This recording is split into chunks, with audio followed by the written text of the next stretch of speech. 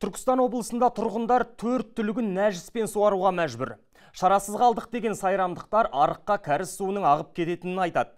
Ал оны тазалау үшін осыдан 4 жыл бұрын бюджеттен 847 миллион теңге бөлінген. Алайда бұл ақшаның халыққа бір тиын да пайдасы тимепті. Назерке Өкібасова толығырақ.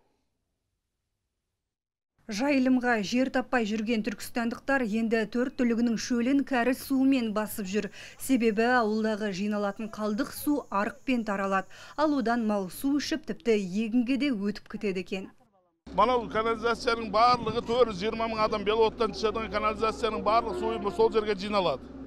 Жиналғандан кейін мана фильтрация 790 мың теңге, 90 миллион теңгеге фильтрация істеткен 2017 жылдан бері.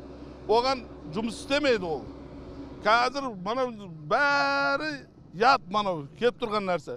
Манау жерде чөп өсіп жатыр. Ар жақта картошки. Сайрамдықтар мәселесін шешу үшін осыдан 4 жыл бұрын ауданда кәріз суын тазалайтын құрылғы да орнатылған. Құны 847 миллион теңге тұратын аппарат рахатын жұрт сол күйі көрмедік дейді. Себебі қозғалтқышы жарамсыз. Ресей Федерациясында өндірілген қозғалтқыштардың орнына мердігер Қытай Халық Республикасында өндірілген қозғалтқыштар келіп орнатқан. Қозғалтқыштардың құны 500 миллионнан астам. Бірақ біздің өзімізде күмәніміз бар, аталған қозғалтқыштардың бағасы 2 есе төмен. Түркістан облысы Сайрам ауданының әкімдігі болса, бізде тұрған кінә жоқ деп ақталды. Ұлттық қордан бөлінген бюджет қаржысын Шымкент мелиорация компаниясына тапсыра салған жауаптылар қолымыздан келер шара жоқ дейді. Июнь айында біту керек еді, ол кісі бітіре алмады, қыс айында бітірді. Одан бөлек полный қосылғаннан кейін біздің қабылдау керек еді. Ол кісі қосамады объект.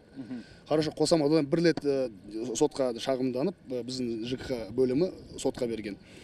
Одан кейін барып, мұны қазіргі таңда 6 рет беріп отыр. Бюджет қаржысын әлі күнге дейін пайдаға асырмаған үшін не әкімдік, не мердігер әлі күнге дейін ешқандай жаза көрмеген. Есесіне ел қолаңса іске тұншығып, 4 түлігі кәріз суын ішіп жүр.